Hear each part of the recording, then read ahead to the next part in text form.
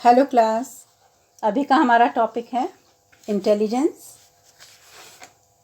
Meaning, types and theories of intelligence.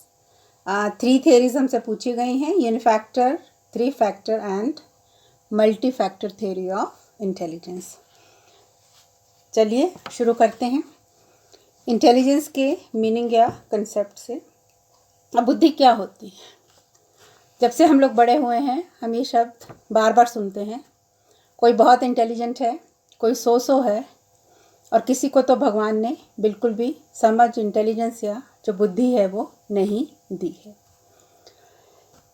In generally अगर मैं बात करूं तो कोई भी 2 लोग एक जैसे कभी नहीं हो सकते हैं। इंडिविजुअल डिफरेंसेस रहता है। अभी पीछे हमने डिस्कस किया था पिछले अपने क्लास में। कुछ लोग डल हैं, कुछ ब्राइट हैं, कुछ क्विक हैं, कुछ स्लो हैं, कुछ चीज़ों को बड़ी अच्छे से समझ लेते हैं, प्रॉब्लम सॉल्विंग एबिलिटी बहुत अच्छी है, लॉजिकल थिंकिंग बहुत अच्छी है। तो ये सब में क्या है, ये भिन्नताएं पाई जाती हैं। अब मीनिंग आप लिख लें थोड़ा या सुन लें। Intelligence is the capacity for relational, constructive and original thinking directed to the attainment of some end. It is the ability to learn, ability to solve problems, and ability to make adjustments. बुद्धि सापेक्षित, रचनात्मक, निर्माणात्मक, मौलिक चिंतन है जो किसी उद्देश्य की प्रगति के लिए किया जाता है।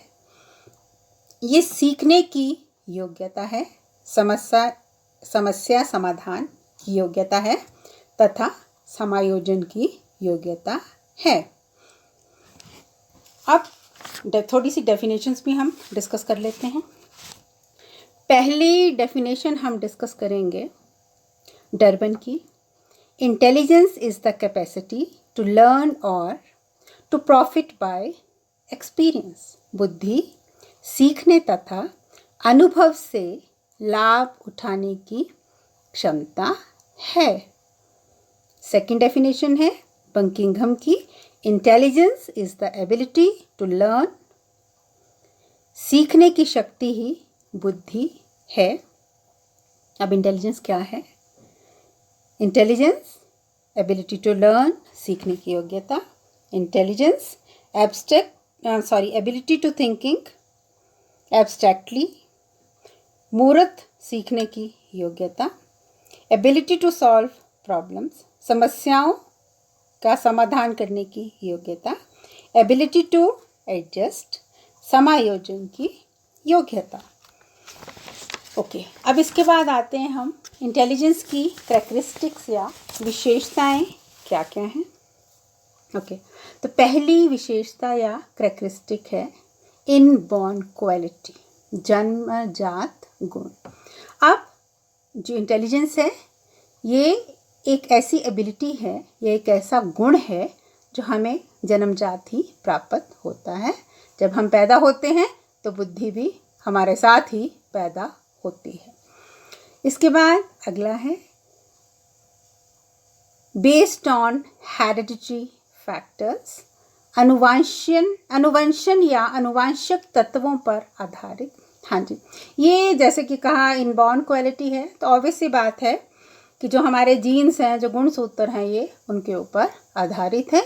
जिस तरह के इंटेलिजेंट लोग हमारे आने से पहले हमारे परिवार में पाए गए हैं पिछली पुश्तों में, उनमें से किसी के भी जो इंटेलिजेंस है वैसी इंटेलिजेंस हमारी होती है।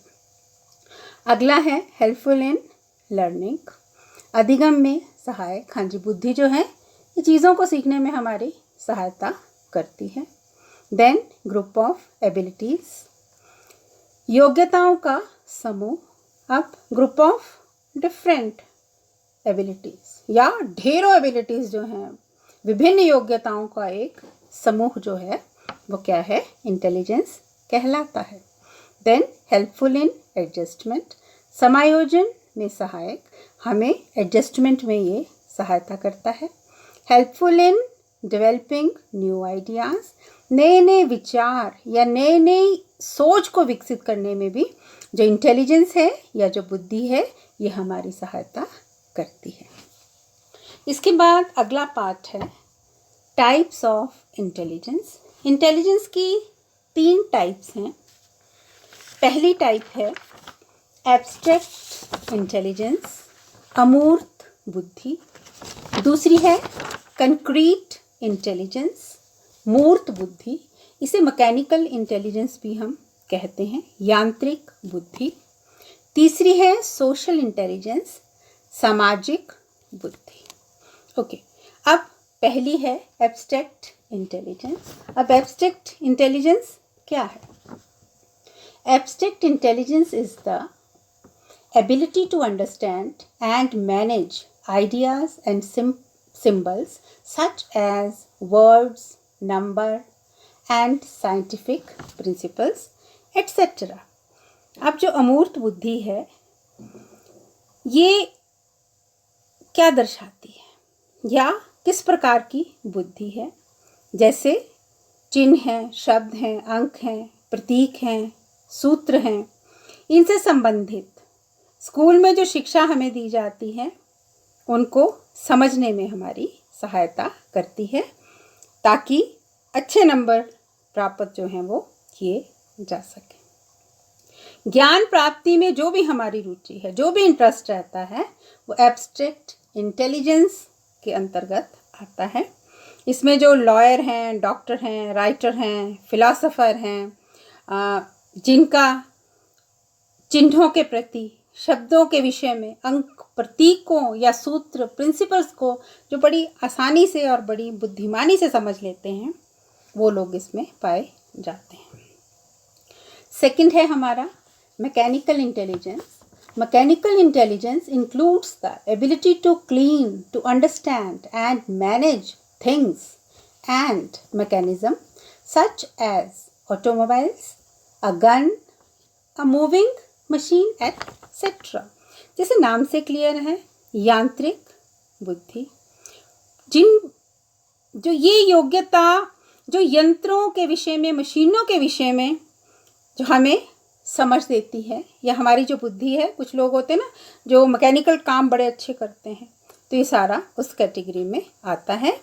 यंत्रों तथा भौतिक वस्तुओं का परिचालन जो लोग करते हैं, जैसे लाइट ठीक करना है, इलेक्ट्रॉनिक अप्लायंसेस ठीक करना है, गाड़ी में प्रॉब्लम हो गई है, गाड़ी झट से ठीक करनी है, इन लोगों को इस तरह के जो गुण हैं बुद्धि पाई जाती है। तीसरी प्रकार है सोशल इंटेलिजेंस।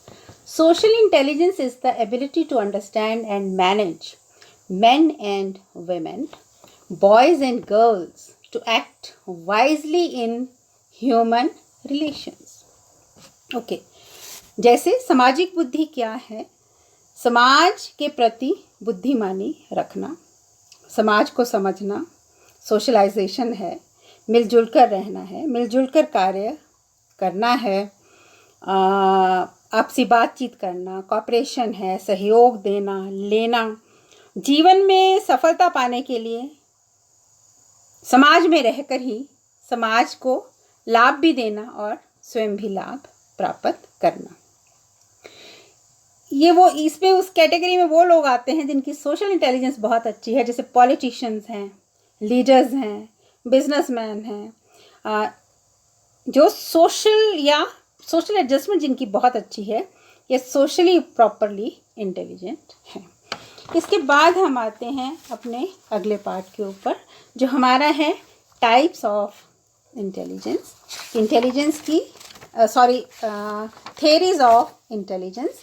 इंटेलिजेंस में कौन कौन सी जो थेरीज हैं वो या सिद्धांत हैं वो पाए जाते हैं, और मैंने पहले ही कहा कि हमसे 3 जो सिद्धांत हैं उनके विषय में पूछा गया है।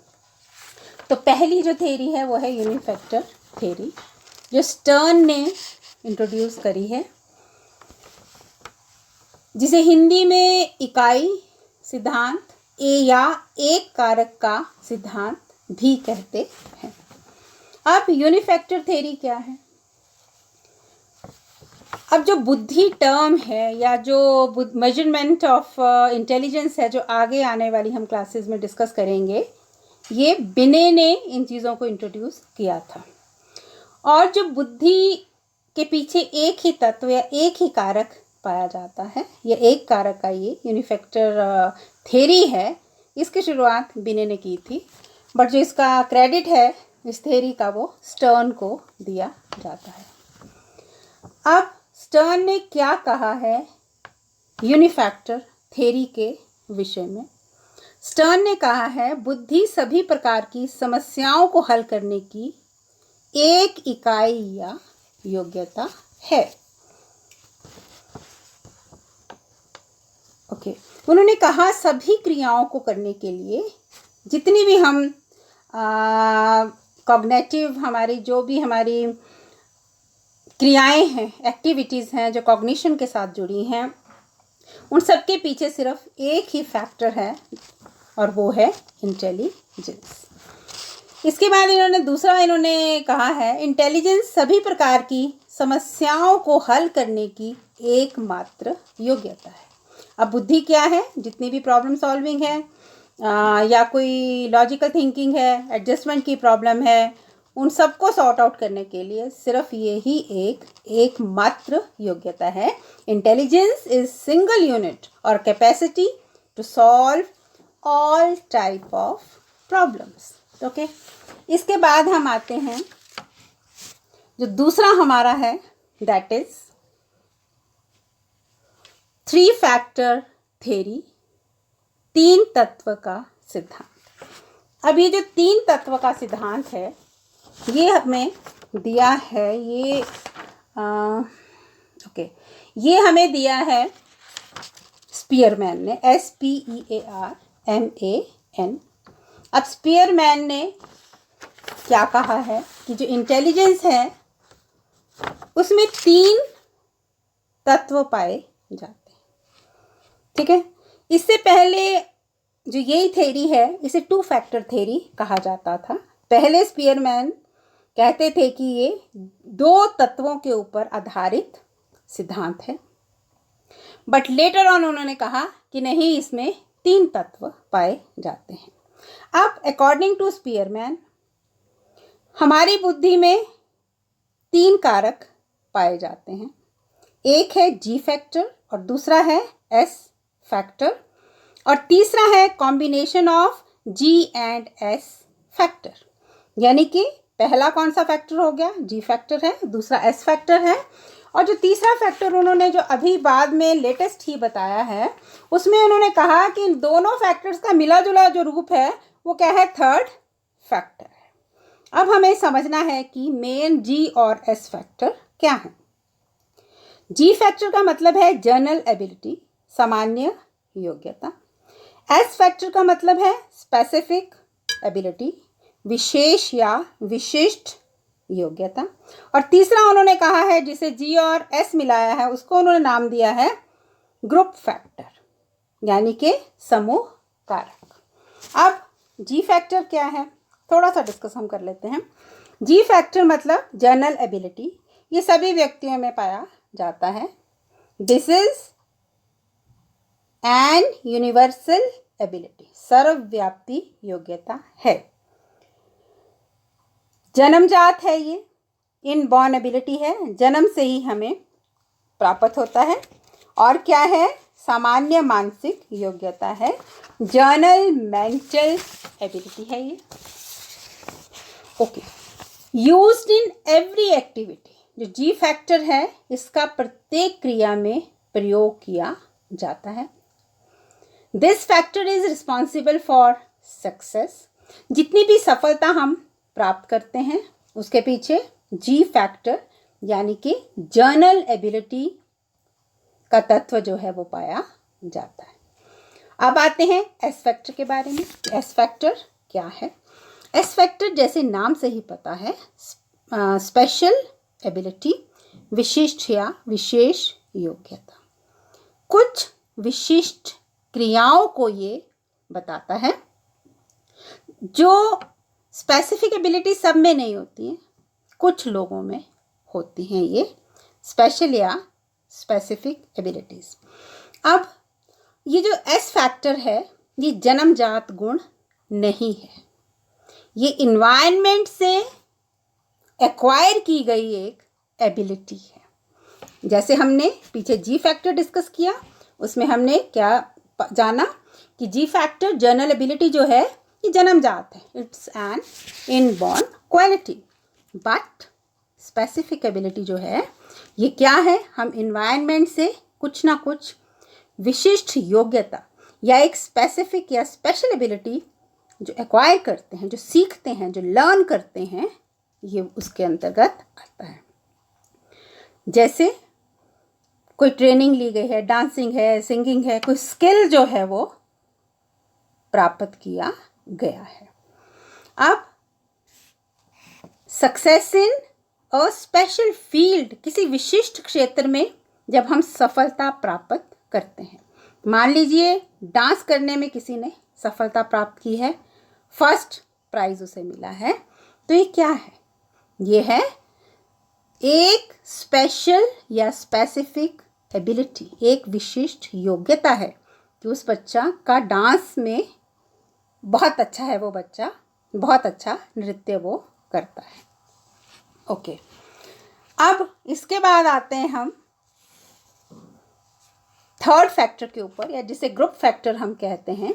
इसमें एस फैक्टर प्लस जी फैक्टर, हमारा जो स्पेशल एबिलिटीज़ हैं और साथ ही साथ हमारी जो जर्नल एबिलिटीज़ हैं, उन दोनों का मिला हुआ जो रूप है कि एक व्यक्ति में जनरल एबिलिटीज़ भी हैं, सामान्य योग्यताएं भी हैं, और साथ में स्पेसिफिक एबिलिटीज़ भी हैं, कुछ एक विशिष्ट योग्यताएं भी हैं। जैसे मैं एक आम हूँ, मुझ में जनरल एबिलिटीज़ हैं, बट मैं कोई एक स्किल सीख लेती हूँ और उसमें मास्टरी हो जाती है मेरी, तो उसका मतलब क्या है, मेरे अंदर दोनों ही फैक्टर पाए जा रहे हैं, मैं दोनों ही काम कर रही हूँ। जैसे जी फैक्टर की आवश्यकता है प्रॉब्लम सॉल्विंग में इन जनरल, और एस फैक्टर की आवश्यकता कहाँ है, जहाँ पे किसी कार्य को करने के लिए मैंने मास्टरी कर ली है, मैं उसमें अनबीटेबल हूँ और मेरी बुद्धि का प्रयोग उसमें उत्तम रहा है, और मैंने एक विशिष्ट योग्यता या एबिलिटी जो है वो भी प्राप्त कर ली है। ओके, इसके बाद हम आते हैं, हमारा जो थर्ड है एंड जो लास्ट है वो हमारा है multi factor theory of intelligence, बहुकारक सिद्धांत। ये हमें थॉर्नडाइक ने दिया है।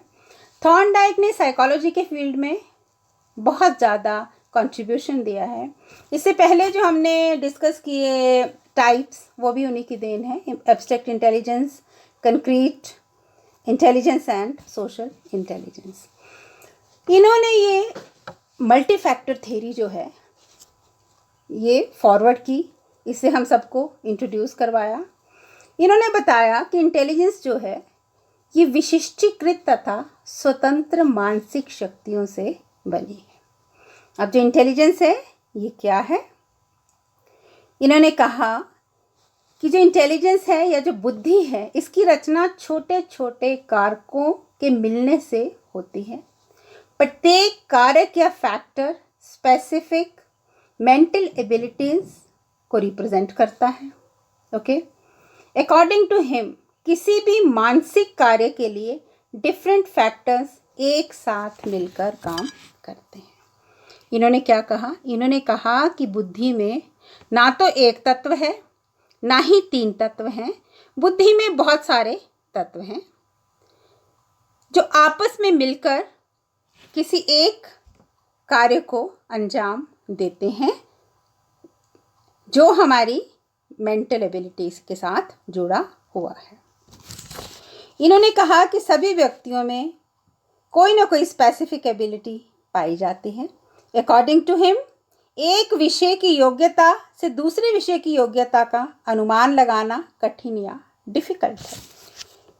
मैं थोड़ा और इजी करती हूँ। अगर इन्होंने कहा कि अगर जैसे एक व्यक्ति एक फील्ड में बहुत इंटेलिजेंट है, बहुत लाइक है, तो ज़रूरी नहीं है वो दूसरे क्षेत्र में भी उतना लायक हो। अमूमन हम किसी एक व्यक्ति को देखते हैं, वो इंग्लिश में बहुत अच्छा है या हिंदी में बहुत अच्छा है, तो हम एक बात सोच लेते हैं, अरे ये तो हर सब्जेक्ट में अच्छा होगा। बट इन्होंने कहा कि ऐसा नहीं होता है। जैसे एक व्यक्ति मान लीजिए यांत्रिक कला में बहुत अच्छा है, जिसे हम कहेंगे कि ये बहुत अच्छा गिटार बजाता है, या इलेक्ट्रिकल जो इम्प्लायंसेस हैं उनको ठीक करने में, या मैकेनिकल जो इसके अंदर योग्यता है वो बहुत ज़्यादा है, तो ज़रूरी नहीं है कि वो सिंगिंग के फील्ड में या डांसिंग के फील्ड में भी बहुत अच्छा होगा। तो आज के लिए इतना ही। हमने 3 थेरीज जो हमसे पूछी गई थी वो भी डिस्कस कर ली हैं। अब इसके बाद अगला पार्ट हम अगली क्लास में डिस्कस करेंगे। And thank you so much. Okay, bye.